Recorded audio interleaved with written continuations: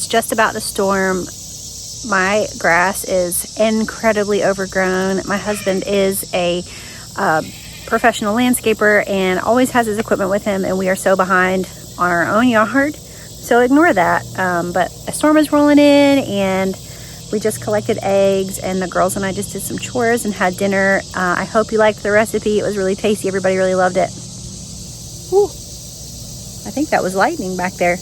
I'm hoping that once we get some grass cut here in a day or two, I'll be able to do some more outside content. I just don't like being out here. It's a lot of mosquitoes, and just, I feel like it's all over the place. People have been talking about ticks a lot. We have experienced more ticks than usual too, but I love a good thunderstorm. Also, I have some allergies going on, so don't mind my makeup smudges. I've been rubbing my eyes all day. They've been really itchy, and I've been sneezing, so I don't know what's going on with that. But anyway, I hope y'all have a good night, and I will see you next time.